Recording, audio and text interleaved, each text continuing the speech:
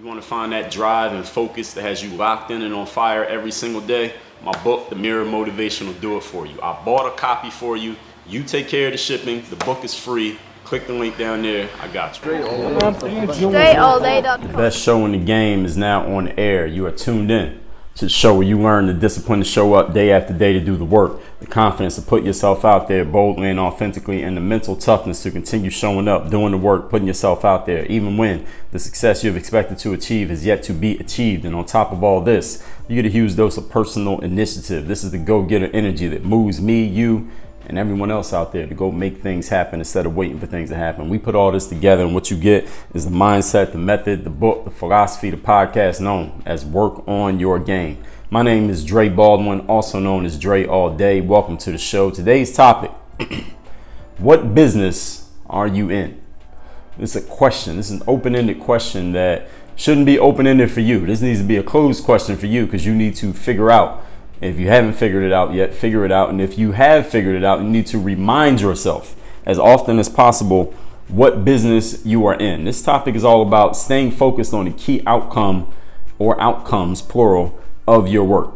Because what happens with all of us, especially those of you who are multi-skilled, multifaceted, you're a person who you don't want to just fix yourself into doing just one thing.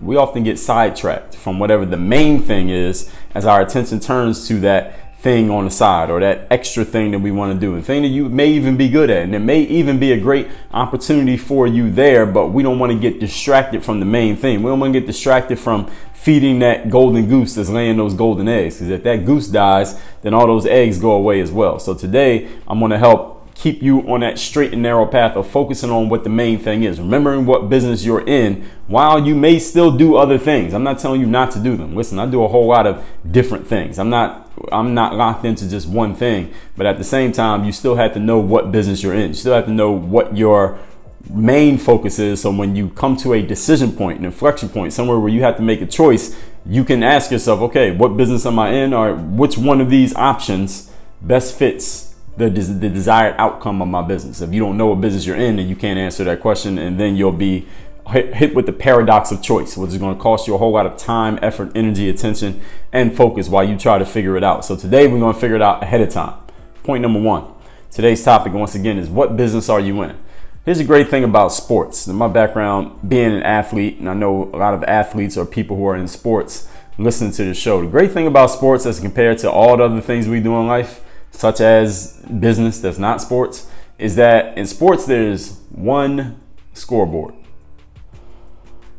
Now, I don't know every sport, but the sport that I played, basketball, football, baseball, hockey, what other one? Soccer, at least those sports. Just thinking of those off the top of my head, they all have one scoreboard. There's one board that has whoever's competing, whether that's one team, two teams, whether there's a bunch of competitors. If you're in a different sport, let's say like gymnastics or wrestling or something like that, there's one scoreboard though. Everybody who's competing knows where the scoreboard is at, and everyone who's in the competition understands that we're all defaulting to the scoreboard. When everything's done, we are all looking up at that scoreboard to see who the winner is, right? It doesn't matter what happens on that mat or on that field or on that track or on that court or in that pool. We all look up at the scoreboard at the end. Any of you ever watched the Olympics when they do the swimming competitions? As soon as those swimmers hit that wall at the end of the race, they all pop up out of the water and they look up at that timer to see who actually came in first, second, especially if it's close. You want to know because you can't often see what's going on 3 lanes away from you to the left or to the right of you, or if it's really close between you and someone else and you know it's close, you got to look up and see, did I actually beat this person? And so the great thing about sports is that there's always one scoreboard. The scoreboard is the king that decides who won. All right, we don't get to decide. Opinions don't decide. What the crowd says doesn't decide. Whether somebody's cheering or clapping or booing you doesn't decide. The only thing that decides is that scoreboard. And everybody knows it, that's how it goes. And everybody can see the scoreboard. There's no story that you can tell that will change the result on the scoreboard after the game is over. Now, you can tell whatever story you want, but in the end, the scoreboard is the king.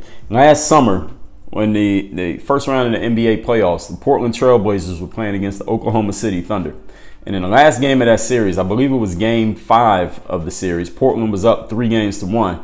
And Portland's star player, a guy by the name of Damian Lillard, he hit this unbelievable long distance 3-point step back shot over Oklahoma City Thunder's Paul George. Now, Paul George is a lot taller than Damian Lillard, long, athletic. So this is a great shot because it was a smaller guy shooting a shot over a bigger guy. It was also Damian Lillard as a star putting Oklahoma City out of the playoffs. He eliminated them from the playoffs with this buzzer-beating step-back three-pointer that was like 37 feet away from the basket. It was a really long-distance shot that a lot of players couldn't even get to reach the rim, let alone make it, and Damian Lillard made it like it was nothing. And after the game, after Damian Lillard eliminated the Thunder with this shot, Paul George was in the post-game press conference, and someone asked him about the shot, of course, and Paul George, his response to having that shot hit in his face, literally in his face, to end the series was that, oh, well, it was a bad shot. You know, that was Paul George's story, that the shot that Damian Lillard took was a bad shot. And by saying that, I'm assuming that Paul George meant this is a shot that most players, if they take it, it's not a wise decision to take that shot. It's a shot that most of the time, I'm also inferring that Paul George is saying, if Damian Lillard takes that shot a whole bunch of times, most of the time he's going to miss it. He's going to miss it enough that it'll be worth it to let him shoot that shot. This is the story that Paul George was telling after the game. Now, I understand that emotions are high. He had just got eliminated from the playoffs. He knows that the whole world, especially at least the basketball world, had just saw him get this shot hit in his face to eliminate his team from the playoffs. So I'm sure he was feeling kind of salty in the moment. But his story was it was a bad shot. And then he said, well, that story won't be told, but, you know, that's how I see it, that it was a bad shot. Well, Paul George was wrong. And I believe I said so in a moment about him saying it was a bad shot. Listen, no such thing as a bad shot that goes in the basket. All right, anyone who plays basketball, you need to understand that. And secondly, it doesn't matter what story Paul George believes should be told or would be told or would never be told, because there's only one story in a basketball game when the clock hits all zeros. The only story is what it says up on that scoreboard. So that's the great thing about playing sports, is that no story is going to change anything. Now, in the business world, stories can change things. In every other world outside of sports, people can tell stories that can make you feel or think differently about who won, whether something was successful or not, whether we should keep going or not keep going. In sports, we can all just look up at that scoreboard. Did we win or did we not? At the end of the season, there's only one champion. Everybody else got work to do. Even the champion has work to do, because the ground is going to shift under their feet and everybody else is trying to get better. So no stories can change the scoreboard. Now, in a data-driven business, any of you who works in let's say who work in finance, any type of finance, accounting, if you work in digital marketing, for example, if you run advertisements or you do a volume of content marketing and things like that, or you send a whole lot of emails out, all of these things are data driven. And if you work in a data driven business, the data tells everything. That's what I heard an online marketer say. When you create your ads, or you're going to make a web page, or you're building a sales funnel, or anything that you're doing where you're investing time and money and energy into creating a certain outcome, all your decisions are driven by the data. It's not driven by how you feel. So you can't say, look, I designed this page and I love the way this banner looks, but if the data says that banner is not producing the result that we want, then the banner has to go. The fact that you like it, that story that you're telling yourself, doesn't matter, because the scoreboard is the data. So in data-driven businesses, we decide what ad is better by looking at the data. You decide what product is best by looking at the data, the way the customers are responding to it. You decide what web page works best for your business by the data. This is why in sports, to connect these two ideas, is why you have analytics in sports nowadays. Now, analytics is nothing but statistics, but it's just on a higher level. They are deeper statistics. Statistics that tell even more of the story of what's going on. It's more objective data to corroborate what we see on the scoreboard. In other words, if you look up who are the best players by on off, they have what they call it plus minus. Adjusted plus minus in basketball basically tells you which players most help their basketball teams by being on the court versus being off the court. Who has the biggest difference between when they're on the court for their team and off the court for their team in terms of what happens on that scoreboard? The best players from the best teams are usually the players at the top of that ranking.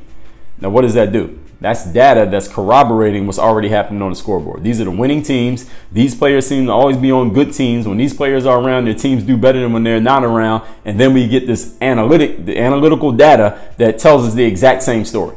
So data-driven businesses, more businesses are becoming more and more data-driven these days because more and more of us are using the internet, where more and more of us are getting online. We can measure damn near everything. We have more objective data to corroborate the stories that we're telling ourselves. Now, here's the thing you need to catch yourself on.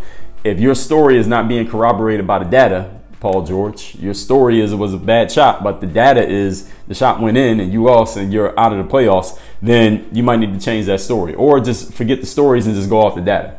Now, Paul George is a great player overall. He's one of the best players in the league. But in that particular situation, his story wasn't matching with the data. You understand? It wasn't matching the scoreboard either. Point number 2. Today's topic is, what business are you in? So this first point is you understanding where your scoreboard is. Well, the second point is the question of what is your scoreboard? So the first point is understanding that there is a scoreboard in a data-driven business. And a lot of us, at least some parts of our work, is data driven. The second question is, all right, what is your scoreboard? All right, what data are you actually looking at? What are you after? What is the outcome that you're looking to achieve? The 80-20 rule. We've been talking about this many episodes recently. What is the outcome that you are going after? This is like the 0-100 rule. What's the outcome? What's the one thing that you're working for or training towards or writing for? Why are you doing it? Well, not why are you doing it, but what are you doing it for, rather? Why matters too, but today we're talking about what you're doing it for. This is a question that you need to, first of all, consider if you've never considered it. And once you have considered it and come up with an answer, or answers plural, then you need to keep this in mind. Maybe write it down and paste it to your computer screen. Put a little sticky note on your computer screen, or make a big billboard and put it above wherever you sit at your computer when you're at work, so that you know why you're doing everything that you're doing. If you catch yourself doing something and wondering, why am I doing this? You can look at that thing that tells you what business you're in, tells you what your scoreboard is.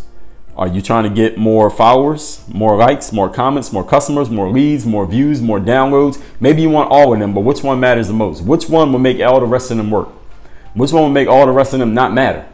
Do you have an answer to that question? If you don't, then you need to figure out what your answer is, so that you don't keep doing more work with no idea where you're going, why you're doing it. Every action that you take in your work and your business needs to be driven by one specific metric, one key king metric. Now, while there may be 10 metrics for you that all matter, all of them, at least 9 out of that 10, should all be pointed towards achieving this one metric. What's the one metric that the other 9 metrics are working for? What's the one thing, the one outcome, the one scoreboard number, or the one scoreboard data point that if you're achieving more and more of that, you're happy, or less and less, depending on what you're doing. Maybe if you're working in the department of eliminating bugs from some software, you want fewer of them rather than more of them. But what is that scoreboard for you? What's the one metric? Not 2 metrics, not 7 metrics. Now, while you can do 2 things or 7 things, everything else needs to serve the bottom line metric. Do you know what that is? What is the scoreboard for you? In baseball, is the number of runs that get scored. You can get a whole lot of hits in a baseball game and commit 0 errors and still lose the game. So just because you got a whole lot of hits doesn't mean that game was necessarily a success, because the scoreboard says the winner is the one with the most runs, not the most hits. In basketball, you can score a whole lot of points, you individually as a player, but if your team is losing the game, is that a successful game for you? Now, some players, depending on their mindset, might think yes. They might not say it all out, but they'll be thinking yes. But just like I told you with Paul George and Damian Lillard, I don't even remember what Paul George's stats were that particular game. The bottom line is, in the playoffs, is win or go home. He lost, he had to go home. So what is that metric for you that everything else you do is serving that metric? So yes, scoring points matters. Grab a rebound, get a hit if you're playing in baseball. Don't commit errors if you're playing baseball. But all of those metrics are serving what? The bottom line scoreboard, the thing that makes us win the game, because that's the reason we play. At least I hope you do. If you're in any type of competitive form, you're playing to win the game. What wins the game for you? If you don't know what wins the game, then it makes sense that you're doing a whole lot of things that seem to not be connected, and you don't even know what their connection is, if there is one at all. Point number 3. Today's topic is, what business are you in? That's a question, not a statement. Your goal may not be what everybody thinks it is, and that's fine. You may not have the same goal as someone else who's in the same, maybe doing the same kind of work as you, or who is in the same industry, or at least you two think that y'all doing the exact same thing. There could be 2 basketball players. One of them wants to score a lot of points. Other one just wants to win games, and they could go about it completely differently, or they could go about it the exact same way. They could both be doing the exact same things, but one of them's mindset is, I want to get my stats so I look good. Another one's mindset is, I do get stats, but I'm getting the stats so we can win the game. Those are two different mentalities. And if you play basketball, just using this as an example, you probably had teammates who got good stats, but it wasn't because they were chasing the stats. They were trying to win the game, and they just happened to be good, so they got stats. And then you have players who are really caring about getting their statistics so they can get their individual shine. The team comes secondary to them, if that. And they're going after their stats. And this is just a matter of attitude. You can sense this attitude, especially in a sport like basketball where anybody can perform any task. Is really obvious. But that's a side topic that we'll talk about on a different day. The question that we're on here, number 3, or the point that we're on, is that your goal may not be what everybody thinks it is, and vice versa. Other people's goals may not be the same as yours. So do not be so narcissistic to think that just because your goal is one thing and that's the way you're going about it, don't think that just because someone else is going about things the same way as you doesn't mean they had the same goal as you. They may be trying to do something completely different, but they're just going about it similarly to how you go about things. Again, that's getting out of our heads. Stop thinking everything is about you. Stop referencing everything against yourself when it's someone else's action and someone else's outcome. This is part of what we talked about in yesterday's episode. So what you think others are doing is not what actually matters most to them many times. You may think someone's doing this so they can get this outcome because that's what you would be doing. If you were doing that thing and you would be trying to get that outcome, doesn't mean that they are. Doesn't mean that they're thinking the same way as you. Again, that's getting out of your head. For example, a basic example that maybe you have heard before. What business is McDonald's in? If you ask the lay person what business McDonald's in, they'll probably say the hamburger business. That's what McDonald's does, right? Hamburgers. If you ask someone who thinks a level higher, they may say, well, McDonald's in the restaurant business. They have all these locations and all these restaurants. Or McDonald's in the branding business. They got the Golden Arches and they got Ronald McDonald's and Happy Meals and Extra Value Meals. They don't even sell those anymore, but they own that phrase, the Extra Value Meal, the Happy Meal, Ronald McDonald, the Golden Arches. You may think they're in the branding business or the restaurant business, but McDonald's is actually in the real estate business. That's the business McDonald's is in, real estate.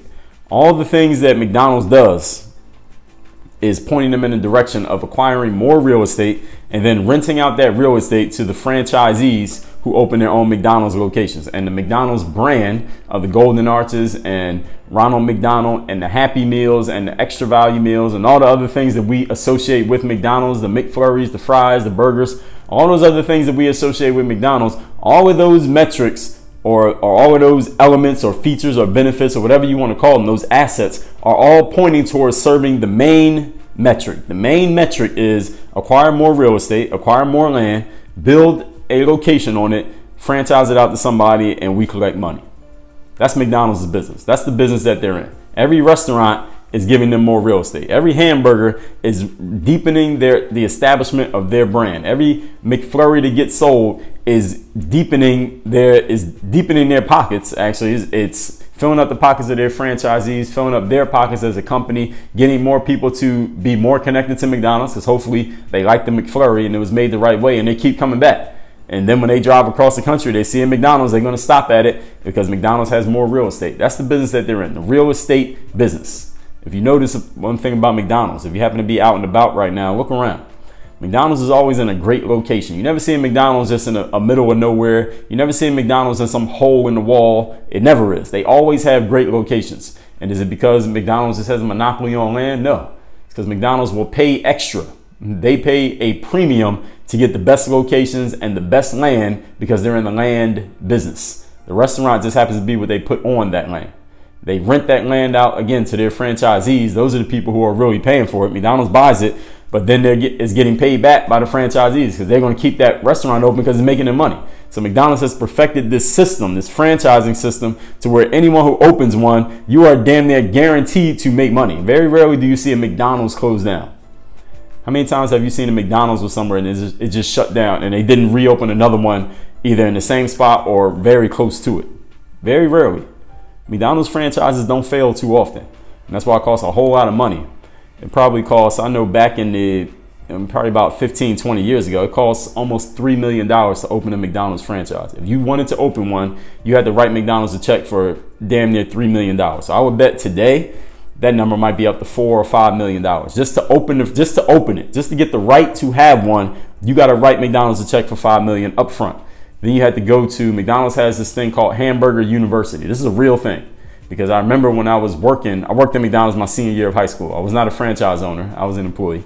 And the head manager there, she had on a button-up shirt, and the logo on it was Hamburger University. This is the actual logo. And I was like, is that a real thing? She was like, yeah, that's where McDonald's makes you go. When you become the manager of a store, you have to go to Hamburger University and learn how to run a McDonald's store. And that was just for the manager. I don't think she was the owner, but that was just for the manager. You had to go in there and learn how to run the place. And their system is so perfect that they rarely fail. And if you're not doing well, they'll come in there and fix you up. They'll push you around a little bit, make sure you start doing things the way that they're supposed to be done. The system is so tight that anybody can get a job there and make it work. And all of that, again, serves McDonald's main business, which is acquiring that real estate. So the question for you is, not the question, but the point for you is, the goal that other people see or they believe you may be going after may not be the one you're going after, and the goal that others are going after may not be the one that you think they're going after. So again, get out of your head. Don't think that everyone has the same goal as you. Don't think that everyone is thinking the same way that you're thinking, and maybe in a business that you don't even know that they're in. Point number 4. And other people may be confused or misled about what business that you're in. So if people don't really see your objective the way that you see it, you don't have to bother trying to explain to everyone what your objective is. Just do what you need to do. You may feel like explaining it to some people. You don't need to explain it to everybody. Point number 4. What business are you in? The final question of everything we talked about here today: what business are you in? Of all the stuff that you do, what is the one outcome that makes it all make sense? Of everything that you're doing, all the people that you talk to, the emails that you read and reply to, the content that you create, the products that you are offering, the services that you render, all these things that you do, what is the one outcome that makes all of it make sense? If you are not quite sure what this answer is, then I would suggest you put some time aside, actually create some time, put everything else aside, and think on this. What's the one thing? If everything in this business goes the way that it goes, what's the one thing that I would produce that would make this like, man, it's amazing what I'm doing right now. I want to do a whole lot more of it. What is that one metric for you? What's that one outcome for you? What business are you in?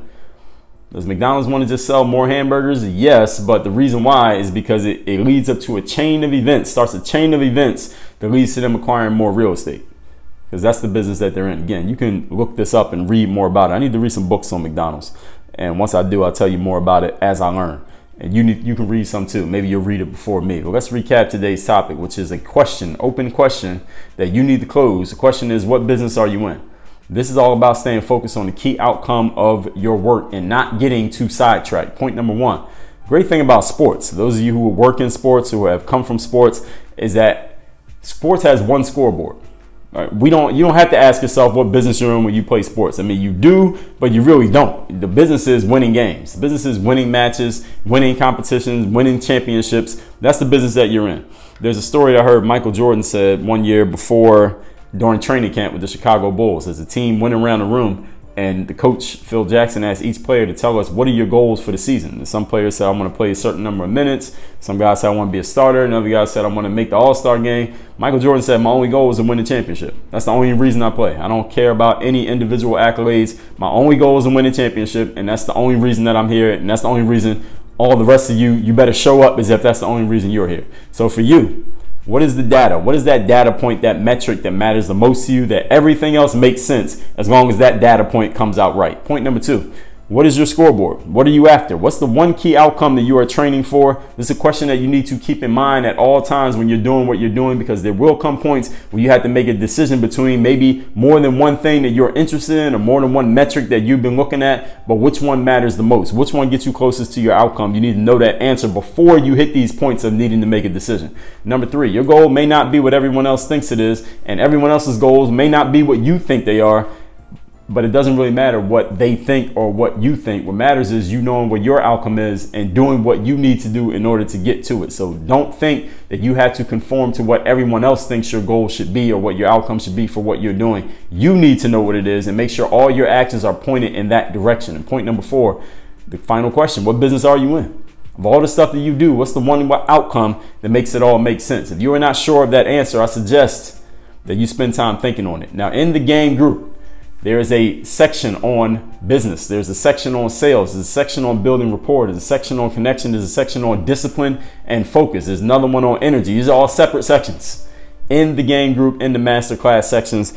All these, what number episode are we on here today? We're creeping on 1,300 episodes of this podcast. All 1,000 plus that are not available publicly, they are all available in the game group. And that is the only place that they are available. In that game group, you can get a free trial membership to try it out so you can see everything that's in there, see everything that you're going to get, all the courses that are game group exclusive, meaning you cannot access these courses anywhere else. You must be a member of the game group to get access to them. Some courses that are available in the game group are also available a la carte, but you get a better deal if you get them in the game group, and a whole bunch of other material that is not available anywhere else. This is the deepest vault of mindset and business material on the internet that is all connected to one specific topic. There is nothing deeper than this than what's available in the game group. And if I'm lying, you show me.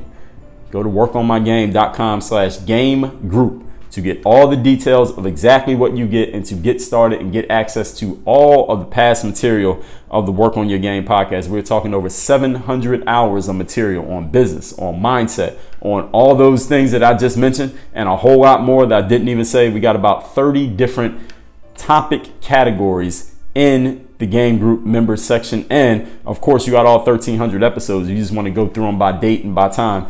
And if you want to listen to anything that I've referenced in the past, and a whole bunch of material that's not even by me, but that I've curated, found, and organized for you because it relates to the stuff we talk about here and the stuff we talked about on other days of this show. All of that's in the game group. Again, workonmygame.com/game group. That's where you get access to everything. All the interviews, all the masterclasses, the videos, articles, all of it.